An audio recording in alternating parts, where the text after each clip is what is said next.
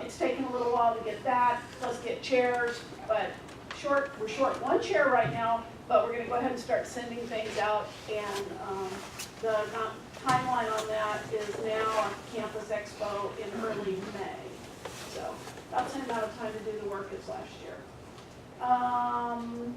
I talked with this group before about the University Ceremonies Committee. I have now sent that invitation out, and Craig Wright has agreed to be the faculty member on that committee. So I'm pleased about that. And finally, just wanted to give you a lot of advance warning that the Higher Education Coordinating Commission will be holding their October meeting here on our campus. So we can look forward to welcoming the HEC commissioners to campus. Lee is here all the time, but the rest of her colleagues from the HEC here in October. I think that's it for me. Hi everybody. I will be brief because I know you have things to talk about, but I did want to again congratulate Andrew and his colleagues in the digital cinema area for giving a really outstanding presentation last week to the Board of Trustees, to the Academic and Student Affairs Committee meeting, trustee leadership in that area, and then also how impressed everyone was with the comprehensive approach that he took to his presentation to trustees, and also just that it really is an exemplar now, I think, for our institution about putting a proposed measure forward. And so thanks again. That'll go to the March statewide Provost Council meeting for approval, hopefully. That's what I'll be looking for. And then to the HEC at their meeting following. So President mentioned the Southern Oregon Higher Education Consortium. The provosts of the 4 institutions have been meeting to try to identify some of the ways in which we can promote that work and move it forward. We've come up with a couple of ideas for SOHEC collaborations that would involve faculty and academic programs, as well as co-curricular and academic support programs around maybe 3 areas, and this is just drafty, so this is not written in stone, but we thought that these are 3 areas that we could all support collaborating around. Sustainability is one, rural health is another, and the third would be agribusiness. So we could pull in everything from the farm to many of the things that you all are working on, both in and out of the classroom in your own research as well. We're going to do a curricular inventory to try to find, and co-curricular to try to find out where we have work being done in those areas on each campus, and then we're going to meet together at a retreat in another couple of months and start brainstorming some ideas about where we can make those connections more, facilitate those, make them more sustainable throughout the institution. And obviously, we're always working on seamless transfer articulation agreements, and we'll continue to do that. So I may be reaching out to some of you or people in your areas to try to move this work forward. We are excited. I met with the RCC VP last week. I met with Oregon Tech's Provost the week before. So we're pulling this together to support the work that the presidents have asked us to do. I think that is it from me. More later. The only thing is things got shifted a little bit because things happened. Could I be more vague? Now that's as vague as I can get. So we're actually moving. We appreciate that the directors were willing to come and talk to us today, but we're postponing that discussion so that we can have that other discussion. Well, we're going to just leave. It sounds so vague, it can't possibly be of interest. Thank you. Thank you. All right. Can I just ask for clarification? So does that mean the directors will be here in 2 weeks? Is that what That is the intention, but pending what happens today. Okay. We'll see, but my intention is to bring them back in 2 weeks. But we're still recorded? So I won't make my joke. Okay. Okay. Oh, come on. Never make your jokes on camera. Write it down, pass it around. Yeah, do it the mature way. You are being recorded. I don't see Alexis Phillips. Is someone else here from ASSU? Hi, my name's Alexander Fitzhugh. I'm the Director of Finance and Administration for ASSOU. Is it like now my time to Yeah, present? now's your time to. Yeah, so we're well within, deep within our student fee committee allocation and budget setting process right now. We kind of moved the timetable back a little bit, and now we think we might be moving the timetable back just a little bit more. It definitely looks like right now they are very adverse to raising the student fee anything more than maybe 1 or 2% at best. We're looking at ways that we can most efficiently use our funds. That's pretty much what everyone is doing with almost all of their time right now. The whole government is heavily involved with it. And also we're prepping for our Northwest Student Leadership Conference. Just, if you have any students that you think would be interested in that, it's coinciding with our lobbying day. So we're going to be taking them, training them in advocacy, and then literally taking them to the Capitol building and having them advocate on their behalf. We still have some open spots, and again, we're comping hotel rooms, food, travel, the whole deal. Could you send us a little blurb that we could attach to Moodle? or- I am happy to do that. We have a flyer. It's very pretty. That would be great. Who do you think was the best person here? Probably the president there. All right, I can do that. I can do that. That's fine. All right, and that's the relevant stuff. Like, Okay, great. unless anybody has any questions, I'm happy to field questions. Okay, we're good. What was the date again that you're going up? Oh, that is the weekend of the 16th, February 16th. So I believe. So is that related to the March for Students? No, those are similar but different events. Today at the Legislative Action Committee, is that? Team, thank you. They mentioned there's a March for Students happening in Salem, and there's a sort of resolution that they've drafted for us to consider. I just got this morning, but I'm going to circulate that to everyone for the next agenda so that we can look at it, and if we want to adopt a resolution and vote to authorize to sign and support, we can do that. So we'll talk about that the next thing. But, And what's that date? I got it. February 18th. February. Thank you. If anybody has any further questions, you can just email me. ASSU Treasury is probably the easiest one to remember. Thank you. You're welcome. All right, so we come back to the bylaws we considered 2 weeks ago. We decided not to wait a 2-week rule, much to Carol's chagrin. I don't know if anyone, Lori's on the agenda as the person, but I don't know if anyone has anything more to say about that, or if we want to make a motion, or. Can I at least move to pass the recommended bylaws changes? Absolutely. I don't want to second that, but the discussion, can we separate them? Because I have learned that there has been precedent set at this university where an individual was hired in their first year and went up and applied in their first year and was awarded it in their second year, from assistant to associate. So the bylaw 5.223C, right now it's written in vague terms. If we amend and vote on the changes, it says that an individual has to be here for 1 year before they're eligible to be promoted.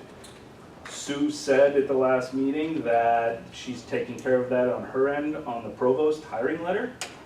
And I would think that it would be to leave the bylaws as they are, at least for C, simply because that's how, when I talked to this person, this was the reason why they came to SOU, is because during that kind of conversation, when they were hired, they would have been up for promotion and tenure at the old university, 10 years, 5 years here, no matter what, but they were eligible to go up for promotion in the second year. I understand that that's a different provost than when they were hired, but it at least leaves our future constituents with an ability to negotiate that upon hire. If we voted it in, yeah. So nobody seconded my motion? No. I would separate. hold on that, on the seconding, so Carol? Well, I had a question, because I'm not following you. So you're asking not to change this language to say at least 1 year? Correct. You want it to go back to the old way? Yeah. No, it doesn't say 5 in the old language. Yes, it does. That's It says the 5 motion. academic years of full-time college teaching. But it doesn't say where that college teaching is. Actually, The it red doesn't. You might be line. right. I don't think it specified that. Mm-mm. Oh, I get you. So it doesn't stipulate it, yeah. Oh, wait a minute. Oh, but for 10 years. For 10 yes. years, 5 years at SOU. Right, Yeah. right. which is That's, pretty- that, yeah. But that would be my only thing, and that's just for C. That's a really good Okay. point. Because. Just to add more fuel to the already So ongoing. you prefer it to be flexible, is what you're saying? Yeah, I mean, it would be a decision, I mean, you have, my estimation is when you're hired here, this is your only chance to negotiate. And if we have something in the bylaws, we remove that ability to recruit, and there's new faculty that we bring here now with years in rank. So if this is their only time where they can negotiate years in rank and the ability to go up for promotion, I think if we put something in the bylaws, that eliminates some of their power in that, you know, at that hiring stage. Charles? and then- Well, just as a point of process here, am I in a position where I could second Kimball's motion? I wanted to withdraw it and do a different motion. It's on the table, see. We can do Right, it that way. are you gonna withdraw or? Well, what I wanted to do was suggest the spirit of Brian's motion, which was, why don't we do each of them on separate motions? Okay, so you're withdrawing your. I'm gonna withdraw my motion. Okay, Save that then time. I'm withdrawing the okay? second of that. Right. But I would like to move that we do the intent of what Brian said, let's look at each of those two changes individually and vote on them separately. All right, hold on, Melissa, you Well, it was just clarifying what Brian was suggesting. So you're saying that, look, so if someone gets hired, they start in September, and they're already, or even maybe they start mid-year, they start beginning of winter term, you can, I mean, the promotion things are due end of January, they could like immediately apply for promotion.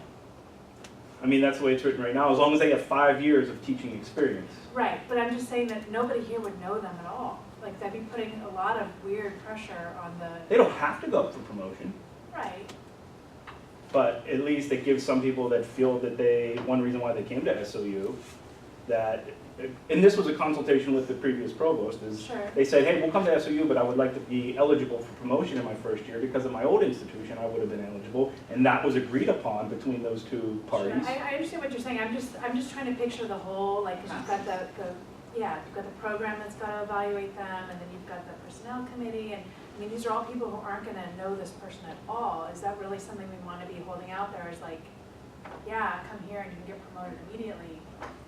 Martin? You can be, I would just rephrase can and be say, you considered. can be considered to be promoted. Mark? Doesn't guarantee.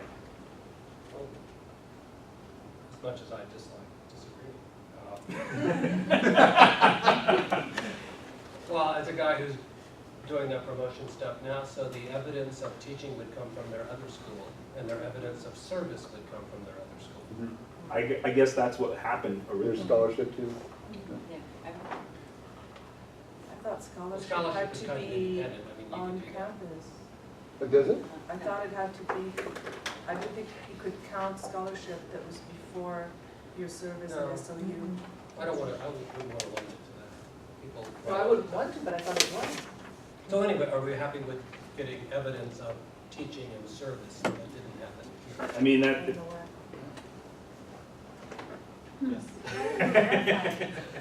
that's for other people to consider. I mean, that's for the program personnel committee, and I mean, this is probably where the rub really came from. A few years ago, when we hired a bunch of new individuals with years in rank, they could have been eligible according to the contract and to the bylaws to go up. And so there was a confusion or lack of interpretation, and so then it came to Senate 2 years ago, and it's still ongoing. But I know for a fact, and I confirmed it with this person, that the very first year that they came, they were eligible for promotion. And so that's one reason why I asked too last week, is this being remedied in the hiring letter? Because if it's in the hiring letter, then it's all moot. But at least this gives the ability of the person to negotiate upon hire. Is my- Are you saying promotion as in tenure and promotion? Tenure is 5 years. I don't think anybody's ever 5 discussed years it. at this Resident. institution? Has to be here for 5 years to be Right, tenure. it's just for To promotion. associate. Yep. Just just one level up. Yep, it would be from assistant to associate without tenure. And you could be, and tenure is, Does it mean associate at full? what do you mean? No. It doesn't If exclude they that, come, though. if they came. All right, folks, point of order, the chair calls on you. Wait a minute, wait a minute. No, Nobody you don't say, wait a minute. I said, I haven't called on you. Kimball. I was still in a conversation. It's not a conversation. I recognized you, and then you were done speaking, and now I'm calling on Kimball. So my Oh. difficulty with everything, I think it's where Charles was too. I think the usual thing is you make a motion and then you discuss it. It's like we're discussing something that haven't even been moved yet. And I don't really care if we look at each of these separately or together, but we should have a motion on the floor and then discuss it. Would you like to make a motion? I'm gonna go back, I'm gonna move that we do them both together. And you guys wanna amend it later, you can, but listen, the bylaws package recommended to us that we discussed last time and we're discussing again, I move that we approve them. All right, do we have a second? You have a second. Charles, any further discussion? Dennis? Okay. Well, I guess it just means that, you know, what he was talking about was just meaning from associate, from assistant to associate. Is that what you're saying? Correct, that's what the position this individual is in. I guess I'm not in favor of early promotion, as I mentioned last week. I'm in favor of clarifying what's, you know, special about somebody's background and experience and scholarship for any early consideration. But I don't think, at least from the School of Education, we are not seeing a dearth of qualified candidates. We have so many qualified candidates for our open positions that we don't need to offer extra incentives, I don't think, for people to be here. I don't know how, if it's like that for other groups. So I guess I'm just not in favor of early anything, you know, in that regard. So I also am not in favor of, well, I don't know how to word that. I'm in favor of the motion, let me put it positively, and notwithstanding Brian's point. We keep trying to tell everybody this, including faculty on hiring committees. The administration has historically wanted to link people's starting salary to the floor of the associated rank.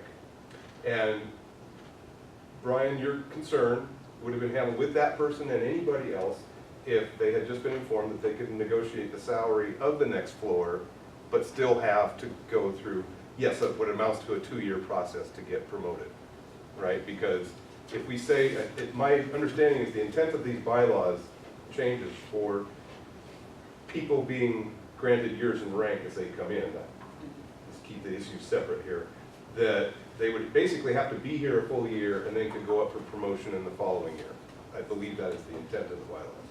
And I would argue that in the only meaningful way that this really matters, money, the person could negotiate a higher salary to compensate for that. And that's what should happen, not just moving years in rank up to give them a higher salary. So granted, they have to wait a year for promotion, so that's real. But I agree with what Melissa was saying. I don't like to be put in a position of evaluating anybody that I don't have data from here at SOU. And I think that was the intent of why this would go forward. Yeah, that's my question. To me, not making the change potentially leaves a lot of open, will the personnel committee really consider them the same as they would other people? Even though it says, there's nothing saying they can't, is there going to be an inherent bias of, well, we just don't have enough data from SOU, I worry that it puts them at actually a disadvantage if they go out. As opposed to if it's all spelled out, here's how it works. And I actually, the reason this even came forward was because the faculty personnel committee was having difficulty assessing people's packages. Because for that very reason, they didn't necessarily know how to interpret their academic rankings or their evaluations from another institution.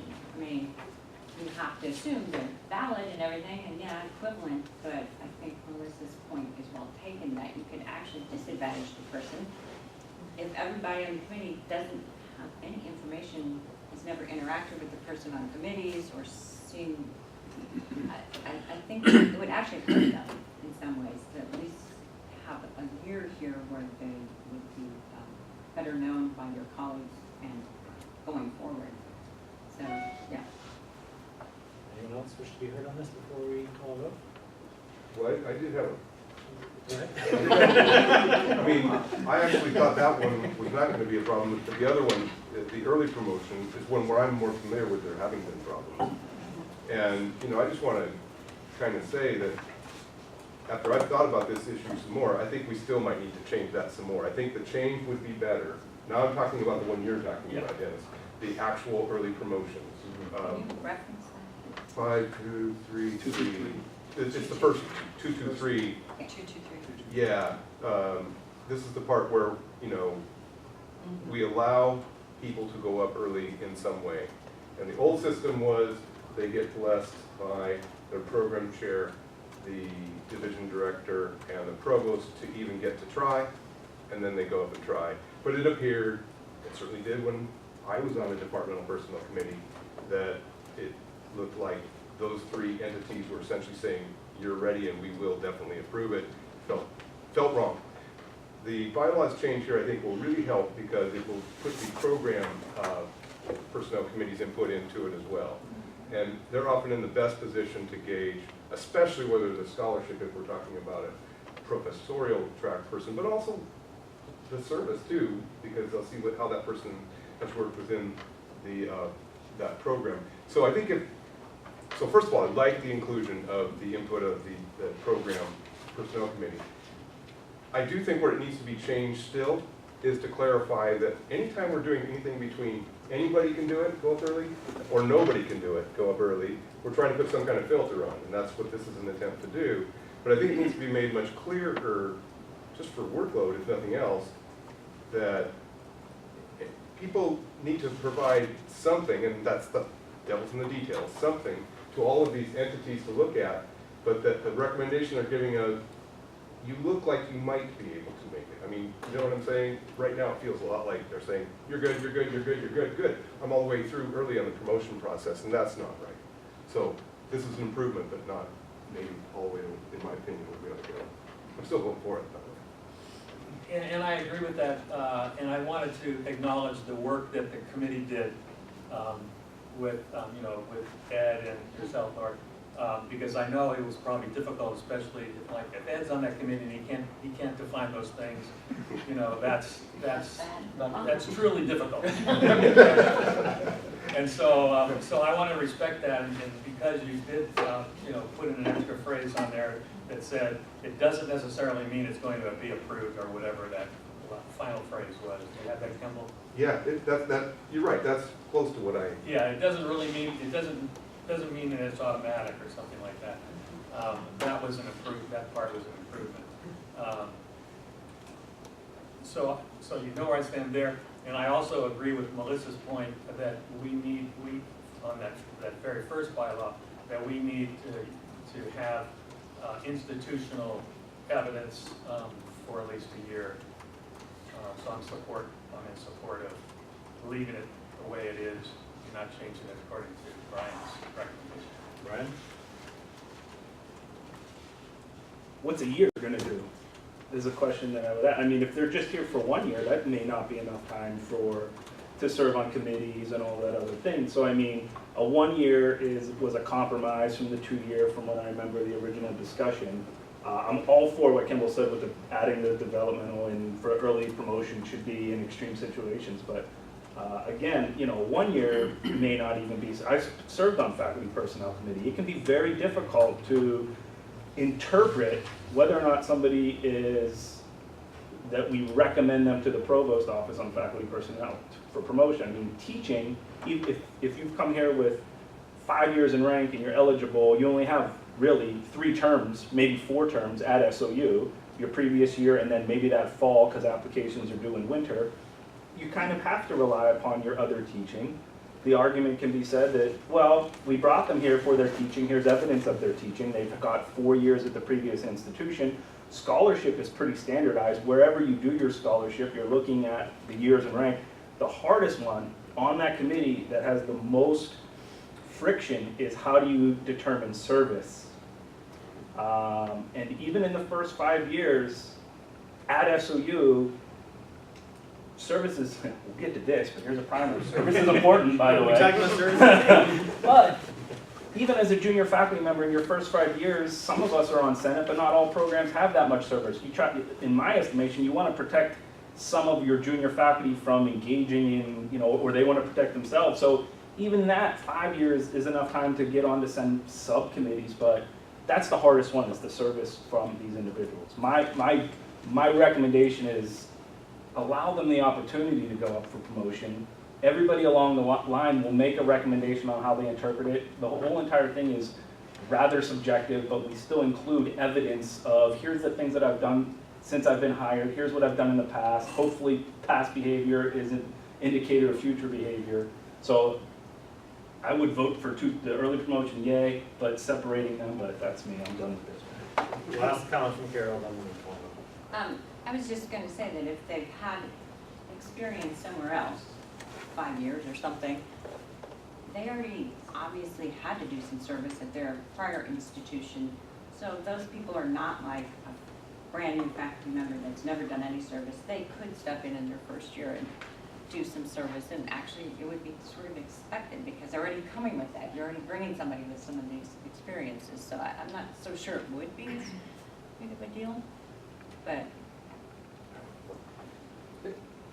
I just want to make it clear, so Mary Ann was bringing up this point, you can't, you would have to go back to their other institution, and you could count scholarship from their other institution, service, and teaching. I mean, you'd have to, if you're going to consider them for promotion, right? So it does mean that you can have scholarship from other institution and bring it into the promotion that's currently going on here. That's the way I'm interpreting this. That's the way it's been interpreted by some. Okay. All right, so all those in favor of the motion to approve the changes to both 5.223 and 5.223C, please indicate so by raising your hand.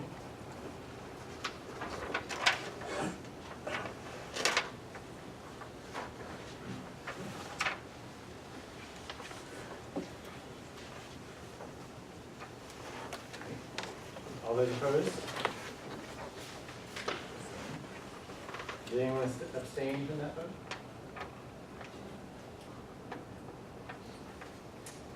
All right, the motion passes. All right, next up we have the changes, the curriculum, undergraduate curriculum committee changes. Anna cannot make it today, she's not feeling well. But I did want to make a note that, and I actually forgot to pull it out of the folder, but Carol, can you refresh me? Was it 493 that we were talking about? 493. Yeah, we are pulling 493 out of this package for approval today. Still having a discussion with SOAN about how to approach the feedback on that. So if anyone is interested in making a motion, we don't have anyone here from curriculum committee to answer any additional questions if there are additional questions, but that was the only one that came up last time. So is there a motion to approve the rest of the package? So moved. Seconded. We have Charles and Brian second. Any further discussion on the curriculum package? Okay, all those in favor of approving the package of new courses minus SOAN 493, please indicate so.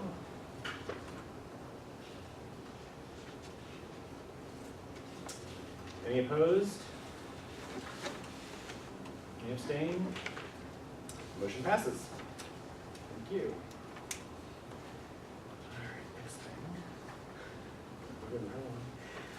All right. Yep. So Janelle. Hi. How are you? Oh my gosh. Welcome. I'm impressed with the amount of business that just happened since I walked in the door. Hi everybody, my name is Janelle Wilson. I'm the Associate Director of Student Life for Social Justice and Service. First, thank you for allowing me to speak with you briefly today. I requested time to be able to share with you some work that's been happening across campus. I'm working actually with Precious and some other staff members to help initiate a cultural shift at SOU. That's kind of how we're envisioning it. To a culture that is much more verbose in our ways and, hi, in which, the ways in which we show appreciation and gratitude for each other and work that's happening, and the ways that, in which we're showing up here at SOU. So, Precious and other team members and I have created an appreciation link to be able to help share when we see somebody doing something really excellent in our day-to-day lives, to take a moment just to be able to nominate that person to be recognized. So one thing that I noticed in the nominations that we've received so far is that we've only received one nomination so far for faculty members. And so the rest have been about staff. And so I wanted to make sure that all of you, as our Senate leaders, faculty Senate leaders, are aware of the appreciation nomination link, which can be found on the blue column on Inside SOU. Is the third link down, I think. It's very easy to fill out. We'd ask that you take a moment to share this with your colleagues so that we can also start recognizing the excellent work that our faculty members are doing here. So we are also always looking for more opportunities to be able to give back to the community. And so if you have any ideas for how to help our faculty know that they're appreciated or know that the work that you're doing is great, and we're open to hearing that. And maybe Precious, I don't know if you want to, but maybe you can be our liaison. Okay, thanks. I don't know, Precious, is there anything you want to add? I think one of the reasons for our team or committee is that there's faculty on campus that we know really well and see all the time everywhere, but then there's also a lot of staff and faculty and administration and people that they just do a really good job at what they do, but maybe we don't know them as well as like people that are everywhere. So it's just recognizing the people that do their job that's really important to our community and recognizing them. Yeah. So far we've been able to formally recognize 3 staff members, and our aim is to do a recognition at least once a week, because I don't know if you're familiar with, Vice President Perkinson has the coins, the service coins. I was like, wow, those are so amazing. And also I called HR to ask how many staff and faculty members work here, and it's like between 700 to 800, is that right, Alana? Something like that? Yeah, 60 full-time plus 10. Roughly. So I was like, wow, that's a lot of coins, and probably not going to reach everybody, and so we wanted to try and provide something that can also help reach people who are sometimes maybe overlooked. So yeah, I was just wondering, once a person is nominated, what happens? So then the committee reviews all the nominations, and then based off of the nominations, we'll make the decision on who will be recognized. And then we're still developing, well, it's kind of a surprise. I'm like, we're still developing, but it's also a surprise. I don't want to tell you, but it's good. You don't have to. Something good happens. But because we already have the Rangers Leadership Award, is that totally separate? You So said it's once a week. it's once a week, so it's a lot of recognition. One thing that I would share with you, because it's very public, is that we would ask for your permission to have your picture taken, and then we would connect your nomination to the picture when we post it on our Instagram and tag SOU, because it's also like nice to help share the good things that are happening by us in our community. So that's one thing that I can share with you, but the other part is secret. You nominate each other and then you can find out. Great strategy. Any questions? So for reference, it's under online services, 2 links below activity insight. So everyone knows where that is. Thank you. I'm putting in the minutes, it's a secret, but it does go on Instagram. If you don't want your picture on Instagram, then we will respect that. And we'll say that we had a great person who won an award today. Any questions? Any of you feeling like you're gonna leave this meeting and go find the link? Oh, yeah. And nominate and share? All right. Yes. Doing it right now, multitasking, maybe. I don't know. Okay, all right. Thanks so much, everybody. Thank you, Thanks for Janelle. Nice to know. Amy Bell Castro, you are here for Interinstitutional Faculty Senate. So I would have sent it out ahead of time, but we just finished meeting Saturday, so I didn't really get it to, and then I typed it up today, so. People pass these around, they probably gave you to me, but. Awesome. So as you know, Interinstitutional Faculty Senate are folks from every institution that represent faculty voice, working with our legislatures, working with tech and issues that really affect faculty's lives in higher education. So we spent a good portion of Friday and Saturday really looking at how do we help higher ed navigate the political landscape a bit more. This whole notion that public education is a private good that ought to be paid for by the individuals is getting a little out of control. And you'll see at the top the governor's recommended budget and the 5 areas that are being proposed. One, flat funding for universities. I'm sure this isn't new, I'm just framing the conversation. And the elimination of fundings like this is engineering, the sports lottery, net reduction of over 20 million, and then the delay of capital projects for the next 2 years. So there's over 30, I think there's 37 plus really bills that are being proposed that directly impact higher education, our lives as faculty. And I highlighted the ones that we're spending our attention and energy tracking, meeting with the legislators, meeting with the lobbyists to represent our interests. And I just wanted to share with you some of the really key ones, and we'll keep you updated as we're going. And then beyond that, there's also some common issues that all of our institutions are dealing with and having conversations about. So I'd like to share those with you as well. Our next meeting is March 1st and 2nd. So I want to encourage that kind of flow of conversation. It was great to meet with members of the executive team to kind of get a better sense of what some of the big issues are and watching those really awesome videos.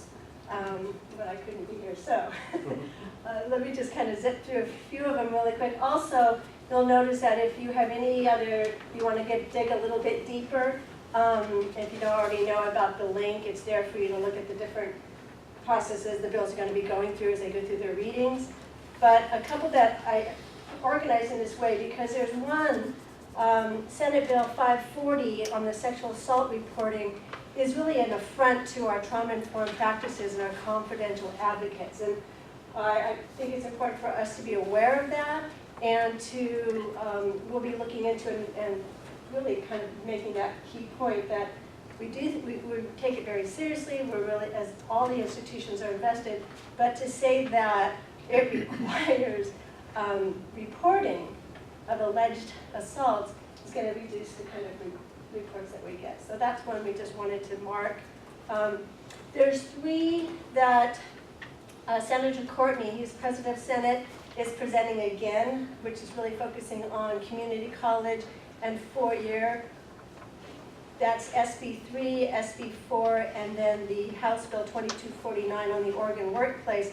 We're going to be watching and tagging these as well. However, these 3 actually might provide some opportunities to SOU as compared to some of the other institutions looking at applied baccalaureate degrees. And we believe we only have the one in business right now, but there's some potential with the Higher Ed Center and looking at, I guess the piece that I'm hoping that we as all institutions take part is the one on the Oregon workforce. So the Oregon workforce is really, if you take a look at it, it's to do an analysis of, conduct a study of what our Oregon institutions, how do we best prepare our workforce and to make that match.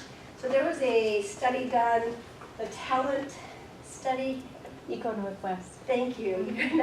So it's a bit of a follow-up, but it allows us to really highlight those 21st century skills that shouldn't be forgotten. As the Oregon workforce says, we're looking for tech. We want to remind them that, remember, you also are saying quite loudly that you're looking for all these other skills as well, those 21st century skills. So we want to make sure that we're a strong part in that conversation. And I think it's opportunity as well for our consortium, our Southern Oregon Higher Ed Consortium, to maybe potentially be an active role in. So wanted to highlight that for you. HB 2030 was kind of a hodgepodge of a lot of important things that need to be done that didn't really require its own bill, so it's kind of a collection. And we support almost all of them. We have a few that we are going to kind of have more conversation on. And then we have one that we're saying, oh no, that's not going to work at all. And that's the one where basically would give statutory authority to HEC, almost replacing that old system. So if you go down the list, you'll see I highlighted both of that one. So we are being very vocal about that's not going to work for us. And we've been very active there. The other one that I thought would probably be of interest, I know we've been talking a lot here about college textbook affordability and following the requirements of making that public, but also we, as a campus, I think we've shown that we're really supporting textbook affordability and working with our students on that issue. The one thing that came up with this that scared a few people, but I wanted to, if you look at the wording, there's really no consequence with what they're trying to say. They're saying to ensure, not shall, if you look at the wording in that first sentence. So that's really key. And the reason that's important is it brings concerns of academic freedom and saying that our course description in our catalogs and such would have to include textbooks, and that just seemed like over the top. So we felt like we could back away and still watch it, but I wanted to kind of assure faculty that we are keeping an eye on it. We do see that there's an issue around academic freedom, and but it seems like the intent of the bill really highlighting that it says to ensure that it shall be done, not shall, is really key here. So just letting you know where we are on that. House Bill 6551 could be a real concern watching this one carefully because of possible addendums that go beyond just identifying methods of how we would consolidate to eliminate duplications and eliminate redundancies. I know that our administration is also keeping an eye on this one, Sue mentioned that as well. But we really are looking at it from a faculty view of saying we want to make sure that as this gets moving along, the addendums don't get in there where it's doing something more than simply identifying methods, but actually, especially if we have this, the other bill passes where we lose our, statutory authority goes to HEC, this could be a really slippery slope for us. Not only what programs are not going to be funded, but what programs could be cut. So it could be a nightmare. We're really keeping an eye on that one. And the transfer bill, this is a follow-up from House Bill 2998, which I'm sure you're all very, very familiar with. This actually is one we're really supportive. It addressed a lot of the issues that our workforce groups and our some of the folks have been working on some of those task force on HB 2998, saying, you know, we're identifying some of the issues we're having around implementing this. We know that you know, biology sailed through, they're ready to go with their transfer map. English is ready to go with their transfer map. Education is really, really close. I think we're just last minute tweaks. Business, we're still talking about what's going on. That's a little more challenging because of some of the external accreditations, but we predict this moving forward. However, some of those big issues that you know have been identified have been really around advising. And how do we support advising, which took on a whole other conversation I'll share with you in a minute. So this is just saying, hey, yeah, we hear you, and creating kind of a portal where we can communicate the all of this good work. So that, I think, is a real plus. I'm going really fast, so you guys can stop me at any point to ask questions. I have a lot of coffee before I shut up there. It's a long weekend. There's a number of bills, the remaining bills that I have on this list have to do with accelerated learning. We're keeping a close eye on this. As a teacher ed person, I'm keeping a really close eye on the one that talks about what qualified teachers at the high school can actually teach these accelerated learning classes. We know there's the, you know, at a community college, you must have a master's in that subject or higher in order to teach that, but at a four-year you do not. So there were stories across the state where a professor could not teach the class for accelerated learning at their feeder community college, but could offer it at their four-year. Really interesting. I'm not a professor, but a teacher.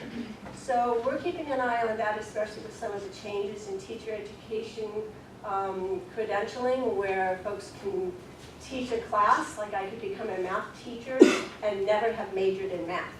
And we have really concerns around that. And the other piece about that brings concerns to us is the potential of, great potentials of access and affordability, but we're 29 yen, doing all this work to try to clarify the pathways.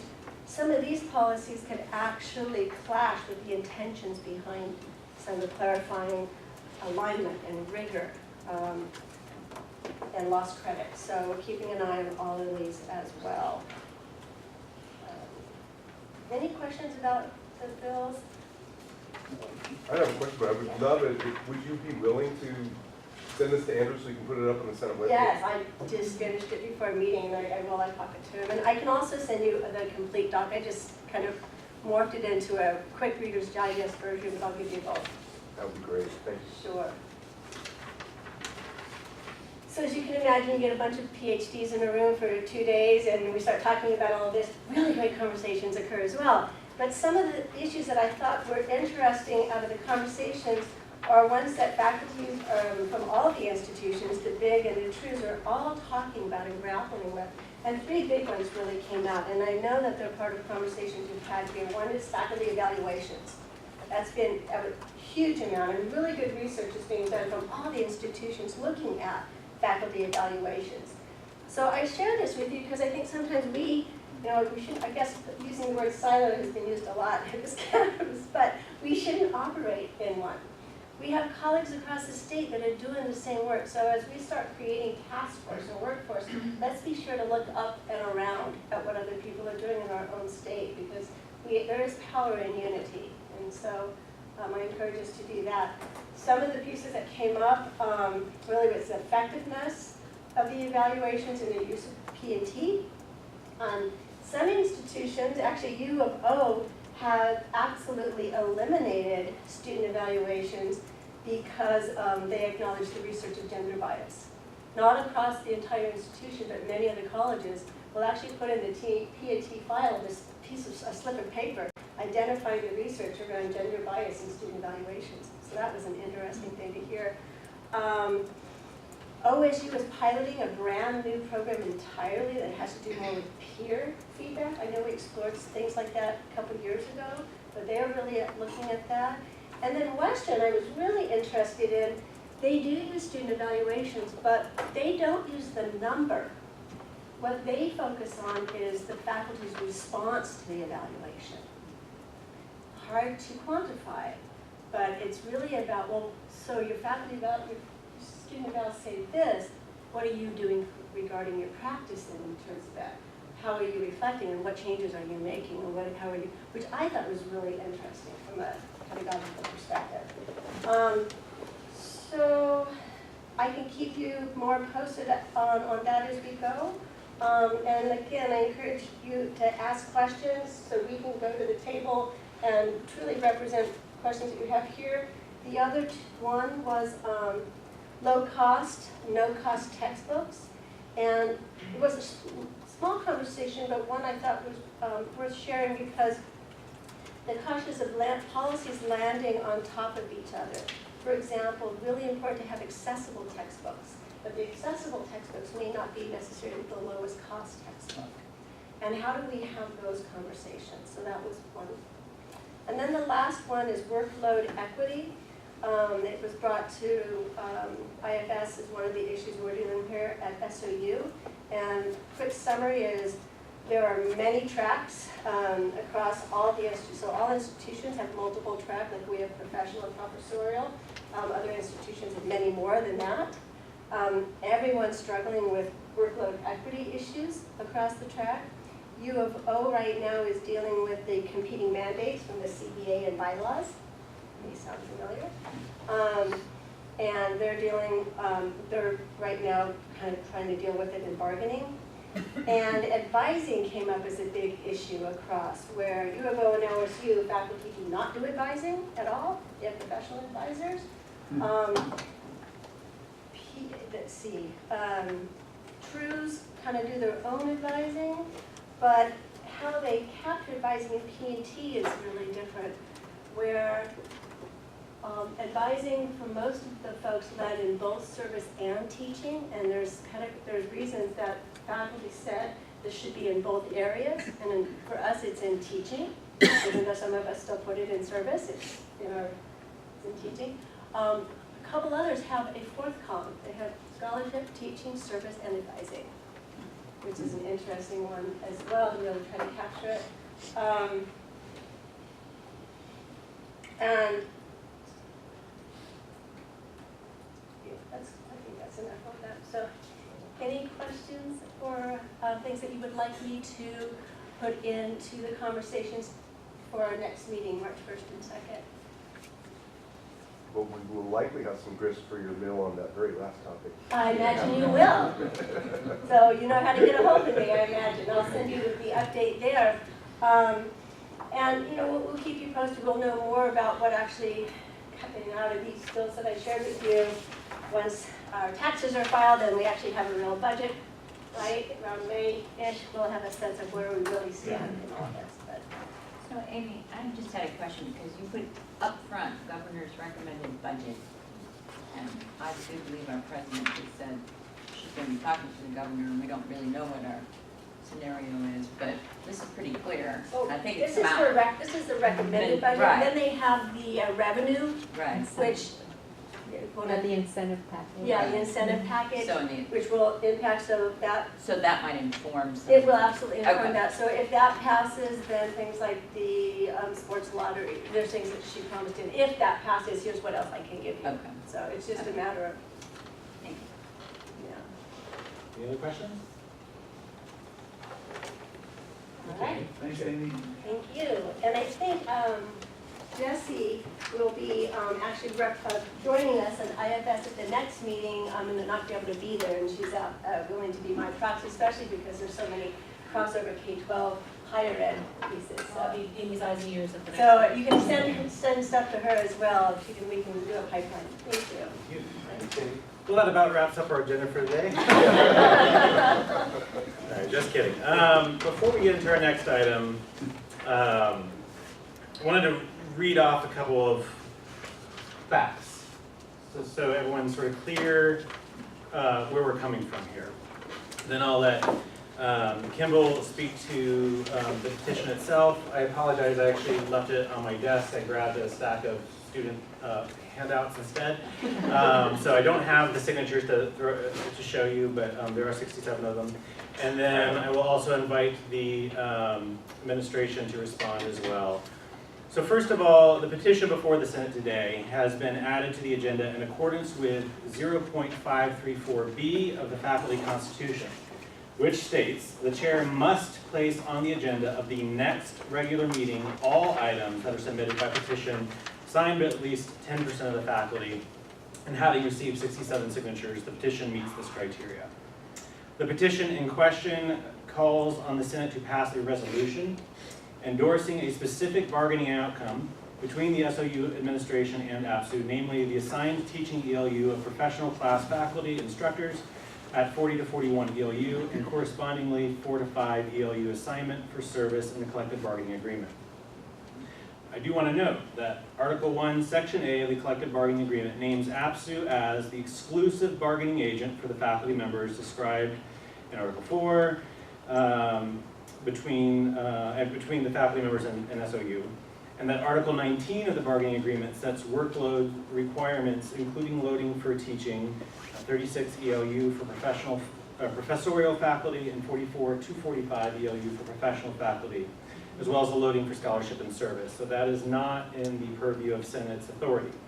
Nevertheless, Article 10, Section A of the collective bargaining agreement delegates authority over all areas related to appointments and evaluation that require the exercise of academic judgment, including setting criteria for initial appointment, promotion and tenure, evaluation and sabbatical leave, and decision-making by appropriate academic authorities, whether faculty members or administrators, based on the aforementioned criteria, to the faculty bylaws, which we do have authority over.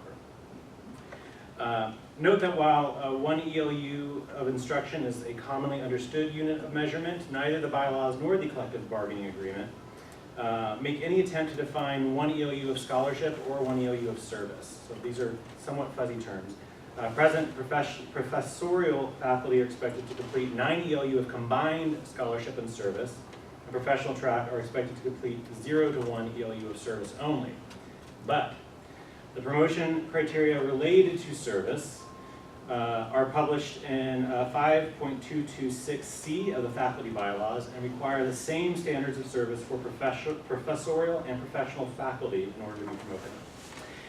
It is, I want to note, that as I've been informed today, it is the legal opinion of SOU General Counsel that if the Senate were to pass the requested resolution, it would do so in violation of Article 1, Section A of the Collective Bargaining Agreement by inserting itself into a bargaining role that rightly belongs to APSU and could constitute an unfair labor practice.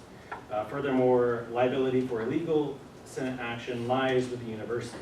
I did invite the General Counsel to make that statement in person, and he declined.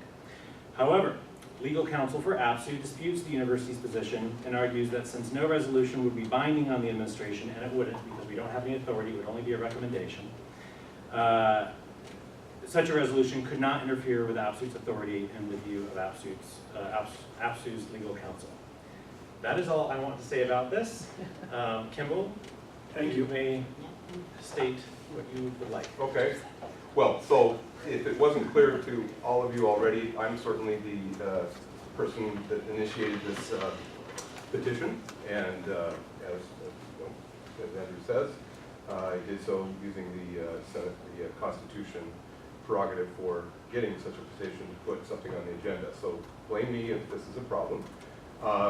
It is also, I should totally concede and declare that I'm on the APSU bargaining team, so that's hardly a coincidence, and I'm not going to try to argue that it is.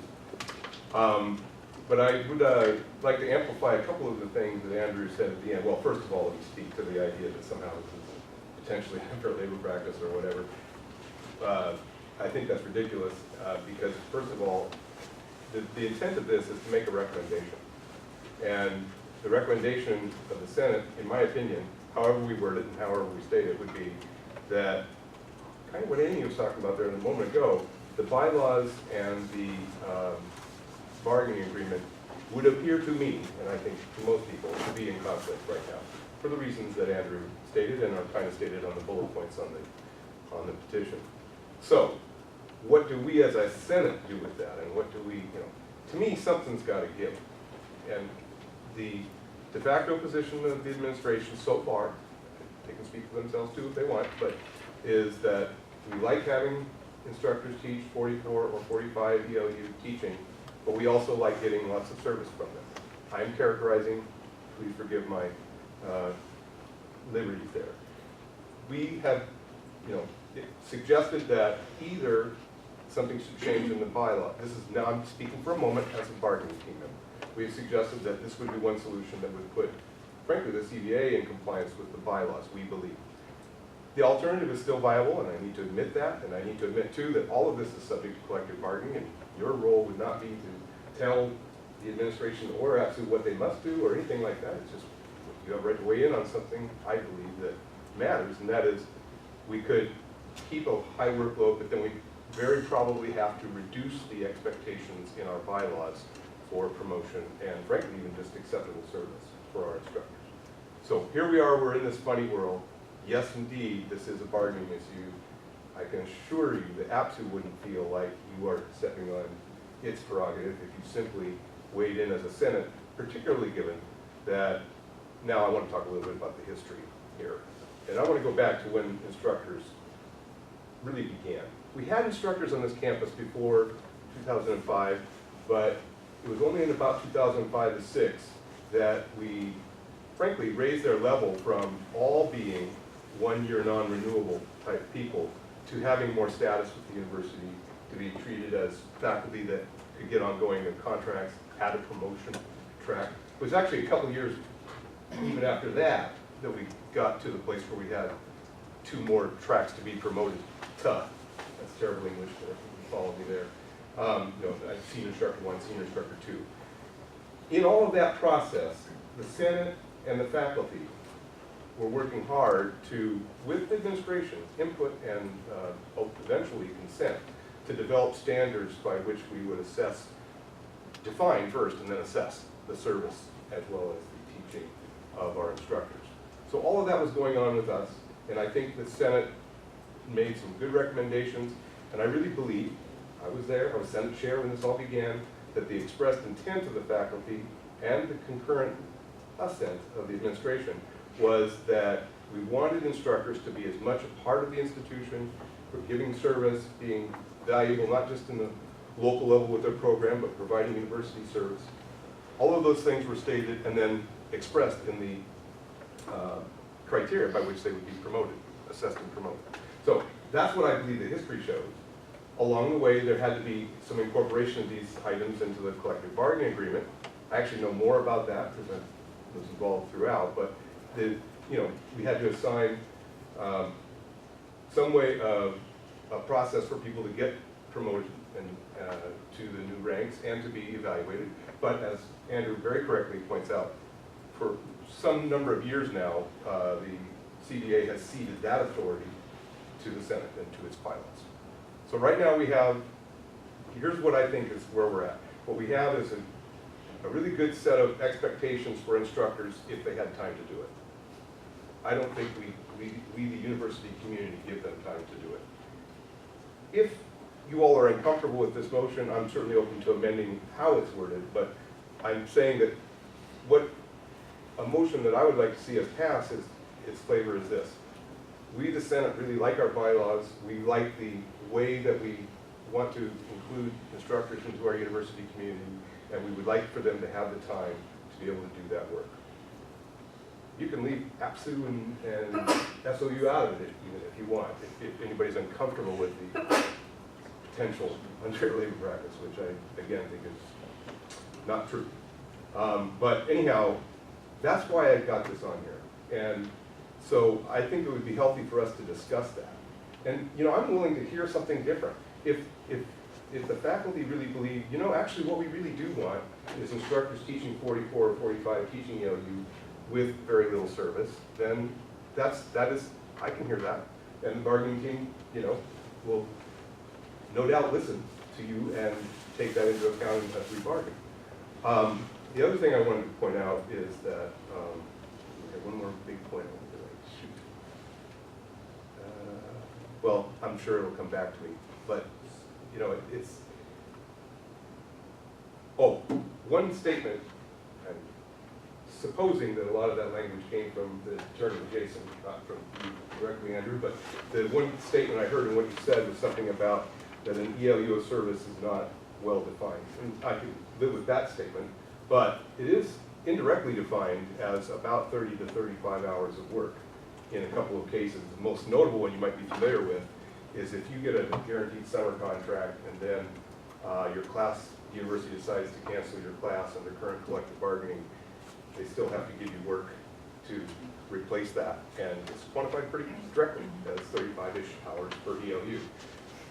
I'm not eager to go to counting every little bit of shred of service, but I think we need to acknowledge that service activities take time. There's a reason why professorial faculty do get actual ELUs dedicated to service.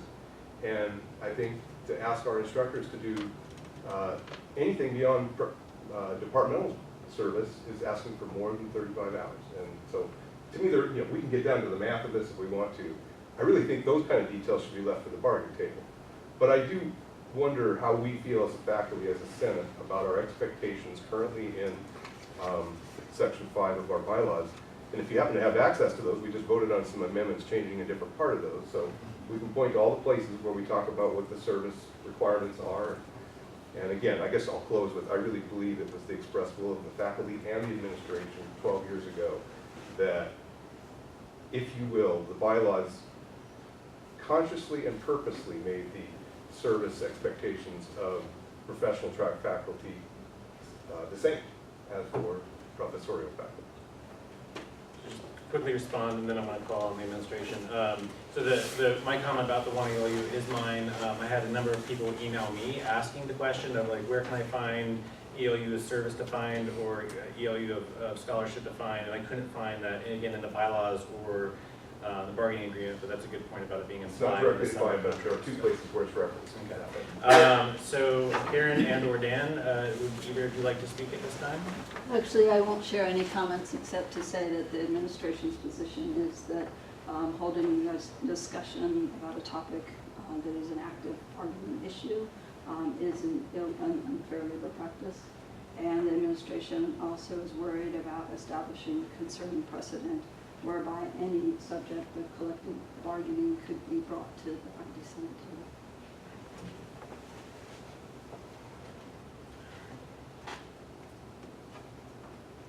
Anyone else? Speak, Carol, I thought you Yeah, I just had, so Kimball, do you know how many professional track faculty you currently have at SOU? I have an estimate. Can you give me that estimate? It's about 40. Okay. You have to use direct. So, my comment about that is, if they already don't have time to do service, and I know a lot of them present do service and stand on committees, then they're not represented on all these committees, which is not what you want at an institution. You want representation from all your faculty. And I know that most of them have done a lot of service out of their collective interest for making sure their voices were part of the discussion. And so I don't think the answer is just to say they don't have to do any service, because I don't think any of us want that. The flip side of that, if you're not convinced of that, is if they all step off of service, who picks up all the service? Okay, so all professorial faculty would have to increase the amount of service you're doing. But I think it's the lack of representation of our faculty. So 40 out of how many of us are there total? 170? 170, So 175. that's a huge chunk.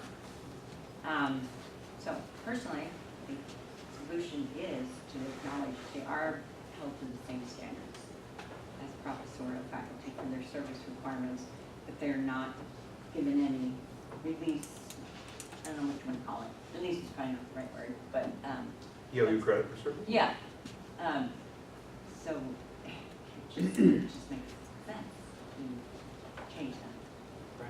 So if everything remains status quo, we have one ELU of service required for instructors or professional track. Zero. Zero. Zero is pretty easy to define, I think. But then I think, at least as the purview of the Senate, is how do we determine, if there is a discussion, what is one ELU of service? I don't know what that looks like. Hey, I tried to put it out there before it passed, but with just changing the expectations of service in CCJ, political science and history, we tried to do that. It got passed here, but then it got rejected when we made a recommendation forward. And all we tried to do was say, hey, there's not enough time in one ELU to go beyond programmatic service. So if we did that again, and we made this an exception for everybody, or just define what ELU is, there's nothing saying that it wouldn't be put to bed, later on. So I guess we could change service. I would rather have service for all voices that teach students and are a part of the university community, but I think therein lies the conundrum, is the one ELU, and how do we quantify that? The reason it got refused, according to what Sue said, I believe, was not because it was a bad idea, but because it was currently being discussed by bargaining. Is that correct? I want to be careful here because I don't have her exact statement in front of me. Again, Sue raised the issue that the bylaws in question, so 5.226C, define service standards for promotion, and that they are the same between professorial and professional.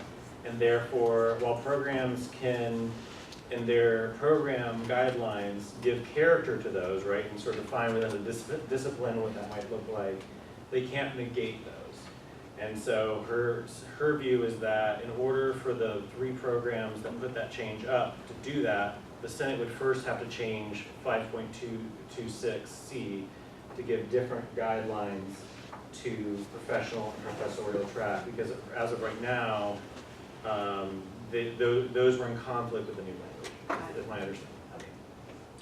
Well, I think also we need to step back before even doing that, having that conversation, and do something that we've talked about over the years, and that is quantified service. So say, and we've talked about this on committees for years, right, Mary Ann, where to quantify some system of determining that Senate service is worth this much, maybe faculty and personnel is worth this much, because we all know that those committees are not all equal in the amount of time they take on faculty members' part at all. So maybe that's a conversation that would help lead into this other quantifying service. So I agree with a lot of the sentiment of what's being said. I do want to say again, I really do agree with the administration's point that kind of getting the details of quantifying ELUs and so forth, that is a collective bargaining agreement, and that's something that, you know, has to be handled there. And then I did think of a couple of other things I wanted to amplify. One of them is, it is true that in the collective bargaining agreement it says 45 ELU equals 1 FTE of position. So, and by the way, the administration doesn't disagree with us on that. This is not a point of conflict. But it does have the repercussion that we're talking about. It crowds out time in a person's life, in work life, to do anything else besides meet your teaching obligation. So that's kind of the big picture issue. And then I guess I want to say too that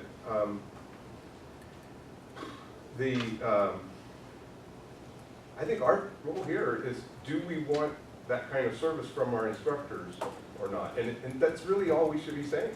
And then it's up for the administration and the bargaining and APTU to figure it out. But please don't be spooked about this UOP nonsense, because it's not you all who are in conflict. It would be the union that they would have to go after, claiming I'm doing something for UOP. And our attorney says, come get us. I mean, honestly, you know, if there's really a complaint to be registered here, it needs to be done in writing, and they need to go through with it and not just chatter at us about this might be UOP. And we have the right as a Senate to send our opinions. We followed our Constitution and bylaws to get this on the agenda, and so we have every right to discuss this. I just wish that we would either feel strongly yay or nay on, we want instructors to be actively involved in service. There is, as I say, an implicit quantification of what an ELU of anything is, and it's 35 hours of effort, be that hours happening in a term, happening over the course of a year, happening in 2 weeks in the summer to make up, you know, there is an implicit quantification. So if you need a number, ballpark it, it's 35.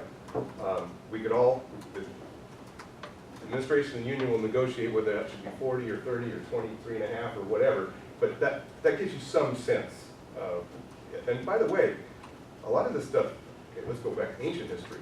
We didn't used to have ELUs, believe it or not. We only had credits, and people taught 12 credits. We didn't have instructors either much. So it was, you know, that the original idea was you taught 12 credits of classes. But we linked the definition of work to the definition of a credit. And if you didn't know this, is kind of interesting fact. A credit is defined in the catalog as being about 3 hours of work per week for a student. So typically 1 hour in and 2 hours out. Can happen different ways, labs and so forth. But you know, roughly that, and then we just map that over, figuring that with advising, creating of assessment, grading, helping students in our office, preparing our lesson plans, you know, and then delivering them, that roughly the same sort of rubric with how we would do the ELU. But they have risen kind of mysteriously out of the ooze, and that's kind of where they started. And so, you know, there is a quantity, and it is about 35. And yes, that's enough. Dan? Thanks, Andrew. I should have jumped in when Karen was talking, and I'm not going to say any more because she said what the administration is saying here tonight. But I do want to point out, for the record, that I appreciate that you know, contacted APSU's lawyer and got a different answer. But this body and Kemble in this role really does have to answer to the university's council. So I think it's worthwhile to note that while you may have gotten a different answer, you know, and great, but the council, Jason said that this probably falls under that category, and that's the role of the Senate in this situation. Dennis and then Charles. Campbell, was there, I mean, the way this is proposed is that there would be 40 to 41 ELUs for instruction and 4 to 5 ELUs for service. That's That's one possible solution. Was there ever a discussion that 4 to 5 ELUs could be either class instruction or service? Sure, that would be something we would be having at the table. You know, so that, you know, if somebody preferred teaching or they had a need for teaching, then their service requirement would be less. If there was more flexibility in that department, they could fulfill their 45 ELUs with service, with 4 of service, or 3 of service. Yeah, I think both parties have acknowledged that at the table, and it's just logical. That's not in this proposal. No, and I'll tell you why I wanted it sharp. I wanted you to really think about this, because the philosophy behind the actual proposal is that we encourage you to support, is that the professorial faculty are given 9 ELU dedicated to service and scholarship, and currently it would be not quite unprecedented, but pretty unprecedented for a person to agree to teach 40 or 44 as a professorial track. So right now we acknowledge we need professorial track faculty to do service, and we give them assigned ELU to do it. So in our mind, this seemed like about right. But you're right, the number could be flexed between 40 and 45. I will just point out, then you have some problems with how that gets worked out. Because is it? But it's not so absolute. And you know, in other words, like it's not so written into the agreement. well, would you like your load to be defined as 36 to 45 teaching ELU with the rest dedicated to service or scholarship? I mean, I'm not trying to be confrontational, but I'm just saying we're treating that group differently than we are professorial faculty. Well, not this. I'm not sure, because we have that flexibility on our side to do service and scholarship, and how we do that is not well defined either. Fair enough, and I think, you know, maybe we need to have more discussion about that. And so that 4 or 5 ELUs that I'm you know, asking questions about could be at the discretion of the division, the department, the faculty member. You know, that's true. Have some flexibility. Charles had his hand up, and now Carol has her hand up. So, Kimball, switching gears around a little bit. I mean, the ask here from APSU to the Senate is basically a letter of support. Is that a fair assessment? I prefer not to characterize it that way. I prefer to characterize it as a senator who also happens to be involved with APSU, saying that we should support the idea. And I actually would even want to consider some of the softening that Dennis is suggesting. To me, the key principle that I think the Senate has every right to discuss and ought to discuss is what is our role for instructors? How is that reflected in our bylaws? And, you know, do we like that set of expectations? So my idea would be to support the idea that, my opinion is that we should support the intent of the current bylaws and build in time for professional track faculty to do that work. It's really, to me, fundamentally, we're the voice of the faculty on matters involving the bylaws and Constitution. We have every right to support our bylaws and Constitution. And I think everybody acknowledges that there's a problem right now. And so you're asking us to change rather than Do you see what I'm getting at? Oh, no, I disagree, because I was wanting to come back over here Mhm. at this point in time, because I'm trying to get my hands around, all right, Dan, Karen, either one, can you make a statement of any kind about what's wrong with this conversation we're having right now? Is there something that is not right about what we're doing here at this particular point? The fact that it's an active bargaining, a topic at the bargaining table, and that Faculty Senate is an arm of the university. APSU is outside entity from the university. And so what you're conflating the two of those. You're pulling in the faculty part of the university into, the negotiations by bringing up the topics and the very words that were used in the petition. This is totally an appropriate discussion to have at an APSU meeting, which you are all members, but to have it at the Faculty Senate table is not appropriate from an administration standpoint. Right, and just one last follow-up from my own thing here. So, a discussion here in this chamber about faculty workload as defined by the bylaws. Tell me where I'm going off the rails here. Charles, if I may, so I want to be careful because workload is defined in the bargaining agreement. The Okay, bylaws so- define the evaluation criteria. Okay, right. So, thank you. This has been a long day. So, yes, the discussion here about the evaluation criteria and consistent application of that evaluation criteria, is that appropriate here today as well, or is that inappropriate? I think most of it comes down to probably a vote, a recommendation, what's coming forward from, one thing to have, I think, a discussion, and that there's a fine line in there somewhere about when you cross over into what's inappropriate. But I think probably a step into the inappropriate from our general counsel's viewpoint is that something like a vote is a definitive, something that's moving forward as a recommendation. And that's crossing the line. In our legal counsel's opinion, yes. Carol, did you still have?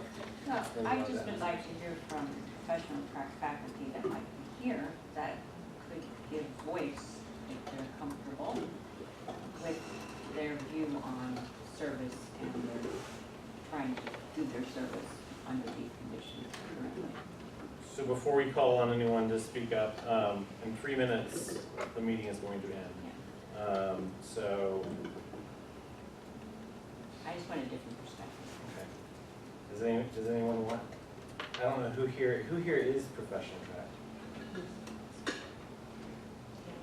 Does anyone want to say anything? Well, we're really happy. I mean, I'm speaking for myself, but I think for my program, which is all but one person, professional faculty.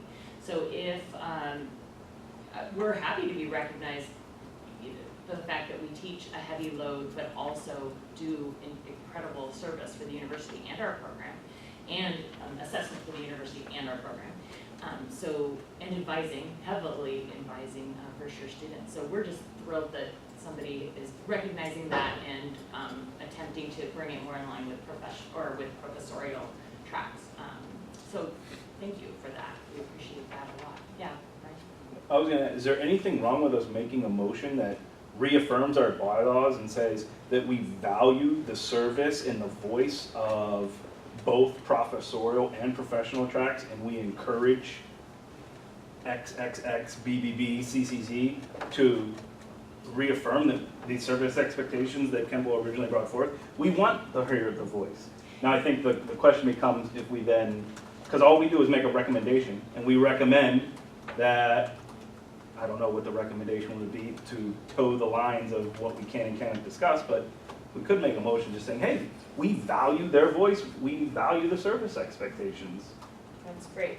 I want to just add to, I know we're short on time, I just want to come back to what Carol said to open up this discussion, that unlike any other program or department on campus, University Seminar, if we don't do the service, you know, if it's deemed that that's outside of our workload, yeah, that would be great. You know, I would have more hours in the day to do my other teaching job and advising job, but then we are out of all of these conversations that affect us as full-time faculty here, so, yeah. We are at 5:30, so out of respect for everyone's time, we are committed to be here till 5:30. I'm going to ask any quick announcements or new business. All right, well, we can revisit this next week. I'll reach out to interested parties, and we'll have, I'm sure, discuss it more at advisory council, but I'm going to adjourn the meeting, sorry.